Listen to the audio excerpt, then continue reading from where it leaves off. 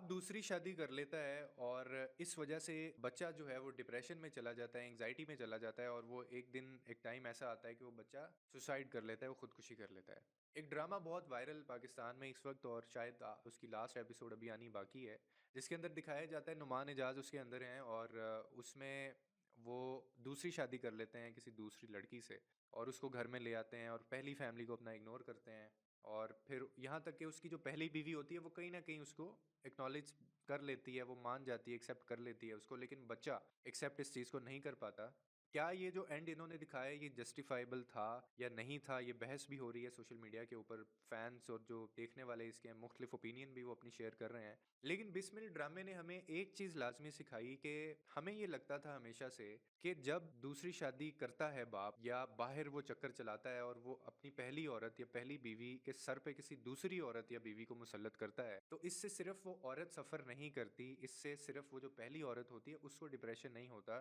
बल्कि बच्चे भी इसमें बहुत ज़्यादा सफ़र करते हैं और ख़ास करके बेटे भी इस चीज़ से बहुत इफ़ेक्ट होते हैं। वो बेटे या वो औलाद जो बड़ी खुददार होती है, जिसने अपनी माँ के साथ बहुत टाइम गुज़ारा होता है, जिसके लिए उसकी माँ सब कुछ होती है। अब इसमें मुख्तलिफ़ किस्म के ओपिनियन आ रहे हैं और लोग अपना ख़ास तौर पे जो मर्द हज़रात हैं, मतलब मैं, क्योंकि आपको पता है जब कोई ड्रामा चल रहा होता है तो बाहर इसके ऊपर बात भी हो रही होती है। तो मैंने वैसे जितने लोगों को देखा, अगर हम मेल साइड्स की बात करें तो फ्रॉम अ मेल पर्सपेक्टिव जो चीज़ एक सामने आता है वर्डिक्ट वो यही है अभी तक कि इसमें क्या बुराई थी कि अगर बाप ने शादी कर ली थी, वो हकूक पूरे कर रहा था पहली बीवी के, उसने पैसा जो है वो उसको बहुत ज़्यादा दिया हुआ था और उसने चैलेंज भी किया, बच्चा उससे बदतमीज़ी भी करता था, तो एक क्लिप बड़ा वायरल हुआ और इसको बड़ा कोट किया जा रहा है कि जब नुमान एजाज अपने बच्चे को ये कहते हैं कि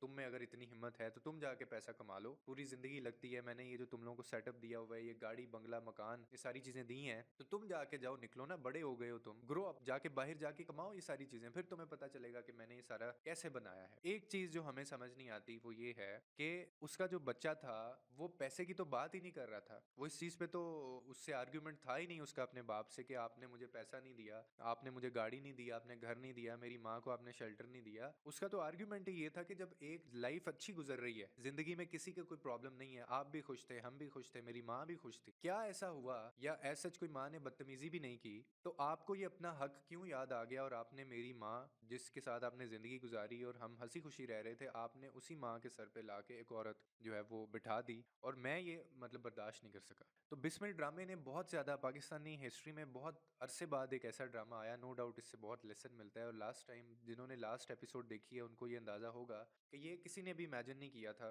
कि वो जो बच्चा है वो इस तरह का कदम उठा सकता है, इस तरह का वो एक्शन ले सकता है कि वो एक दिन अपनी जान ले लेगा इस वजह से। ये बिल्कुल हमारी अपनी ज़िंदगियों में भी ऐसे होता है क्योंकि ये एक सोसाइटल इवल था जो उसके अंदर दिखाया गया है और ये बहुत ज़बरदस्त ड्रामा, मतलब मौके की मुनासबत जो इस वक्त वेव चल रही है, जो हालात हैं पाकिस्तान के और पाकिस्तान के मर्दों के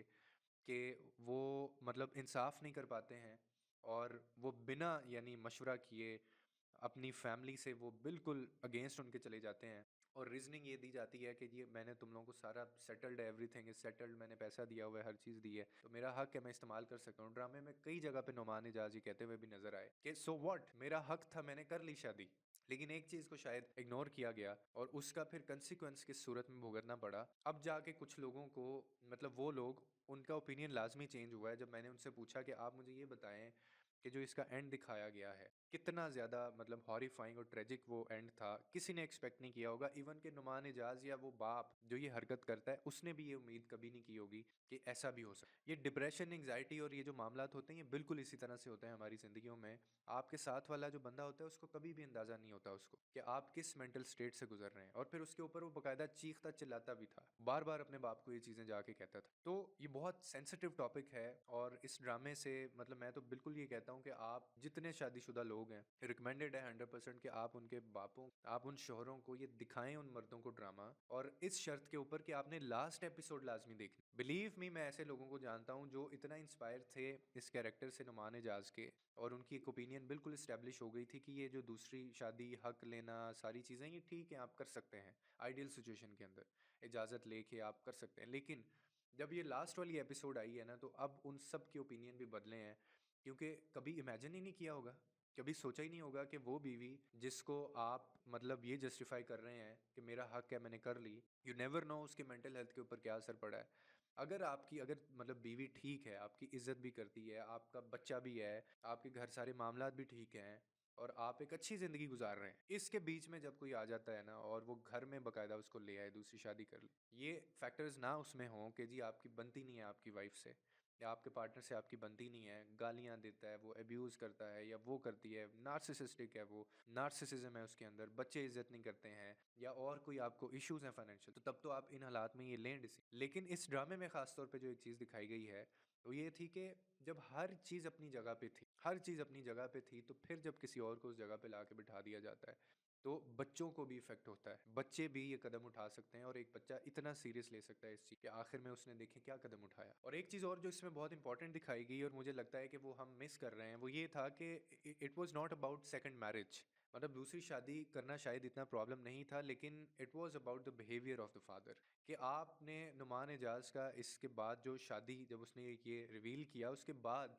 उसका जो बिहेवियर अपनी फैमिली के साथ हो गया था, अपनी पहली बीवी के साथ हो गया था, अपने बच्चे के साथ हो गया था। ना वो पहले इतना चिड़चिड़ा था, ना वो पहले इस तरह से धुतकारता था उनको, ना वो पहले उनके साथ इस तरह से बात करता था। वो हमेशा अपनी अवेलेबिलिटी को मेक श्योर करता था और एक फैमिली हँसी-खुशी एक ज़िंदगी गुज़ार रहे थे। It was not about second marriage, it was about the behaviour जो बिल्कुल मतलब टर्न हुआ है और उसके बाद उसने उनको इस तरह से ट्रीट करना शुरू किया। बेसिकली ट्रीटमेंट जो है उसके फादर का towards his family and son and his first wife, वो जो है वो काबिल मज़म्मत था और यही ड्रामे के अंदर दिखाया गया। लेकिन ख़ैर मतलब जिन्होंने नहीं मानना, जिन्होंने दूसरी शादी को बड़े अच्छे तरीके से ग्लैमरस वे में जस्टिफ़ाई करना है, वो तो अभी भी यही कह रहे हैं कि बच्चा जज़्बाती था, उसने ये फ़ैसला ले लिया, बच्चे को ये नहीं करना चाहिए था, बच्चा इसलिए नहीं चाहता था शादी बाप की जो है वो हो कि उसकी कोई एक बहन और भाई कोई और ना आ जाए ताकि वो उसको प्रॉपर्टी में हिस्सा ना मिल जाए। और भाई ये चीज़ें मतलब इतना मेंटल हेल्थ इस चीज़ के ऊपर कोई खुदकुशी भला करेगा कि वो प्रॉपर्टी में हिस्सा मतलब उसको ना देना पड़ जाए अपने में से। तो इससे अच्छा तो वो ज़िंदा रहता ना, तो उसने तो अपने आप को वैसे ही ख़त्म कर लिया। तो ख़ैर बहुत ज़बरदस्त ड्रामा था, मैंने ये ड्रामा देखा नहीं है लेकिन क्योंकि जब एक चीज़ वायरल हो जाती है, उसके क्लिप्स आ रहे होते हैं तो आपको आइडिया हो जाता है कि यार ये चल रहा है। और वैसे भी मेरी कोशिश होती है जो सोसाइटल इवल जो सोशल इवल्स हैं ना हमारे, उनको जो उजागर करती हैं चीज़ और जो उनको डेमोन्स्ट्रेट करते हैं तो उन्हीं चीज़ों के ऊपर बात करता हूँ। तो ये वीडियो मैंने बनाना इसलिए ज़रूरी समझा कि ये बहुत ज़रूरी है। मतलब ये सिर्फ़ it it was not about just a drama, ये कोई फ़िक्शन नहीं था। It was a life of a million people. ये लाखों करोड़ों लोगों की ज़िंदगी है और we need to understand this कि इसके इतने भयानक कंसिक्वेंसेस हो सकते हैं। और इवन वो जो बच्चा था उसका शायद साद नाम है या क्या है, उसने बाकायदा अपना इंस्टाग्राम के ऊपर उसने इसके बाद एक पोस्ट लगाई है जिसमें उसने कहा है कि ये हो सकता है कि मूसा शायद नाम था बच्चे इसका उसमें ड्रामे में, उसने कहा हो सकता है मूसा तो नहीं है इस ज़िंदगी में अब, लेकिन जो सबक दे गया, जो दर्द, जो तकलीफ़ ये दे गया है, वो हमेशा ज़िंदा रहेगी और उसको लोगों को भूलना भी नहीं चाहिए। तो 10 बाय 10 जी drama, character, acting, script, video टाइज़ की अगर बात करें हर तरह से, लेकिन अगर हम इन चीज़ों से सीखें तो। आपका क्या फ़ीडबैक है लाज़मी बताइए कमेंट सेक्शन में। लोगों के लिए आसानियाँ पैदा करें, रब आपके लिए आसानियाँ पैदा करेगा।